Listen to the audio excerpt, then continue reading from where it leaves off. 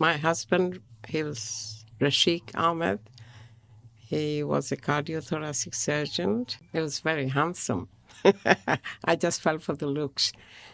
We both quite direct in talking about his illness or my illness or whatever. So yes, he just said it in a very matter-of-fact way that I've just been diagnosed with kidney cancer. I'll have to have the kidney out. We were very direct with them. We've always been, both being medics, we just talked openly about everything. So we just sat them down and said, Dad's got cancer. He's going for a kidney operation. He was very athletic. He played tennis, golf, everything after work. And various friends reported back to me saying, did Rasheeque tell you he'd fallen in the golf course backwards? And I said, no. He obviously never did. And he had driven himself home, and the symptoms came on quite rapidly. He started falling, crashed the car, all sorts. I was very cross. I was screaming at him when he came home, like, how can you do this? So after that, he started telling me.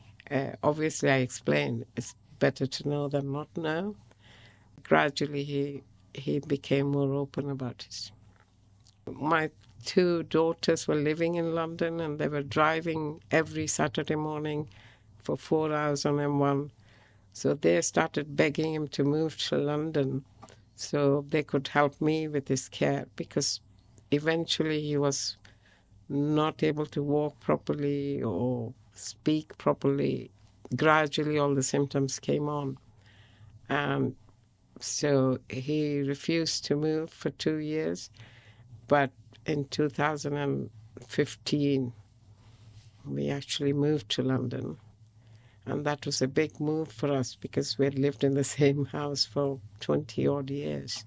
The kids had grown up there. We were very open about what was going on, both me and Rasheeque. They knew everything. We didn't kind of hide anything. It wasn't fair, I think, on anyone. And the doctors were amazing. They were very, very open about everything that could go wrong as well. So they also admitted to the fact that it's a new diagnosis and they didn't know which way it could go, but they told us everything. Rasheeque obviously said, no way, I'm not going to hospice. So I kind of said to him, we'll just go for once, and if you don't like it, we won't go again. Nobody's going to force you to. And the first time we entered that building, and it's just such a beautiful, peaceful atmosphere there.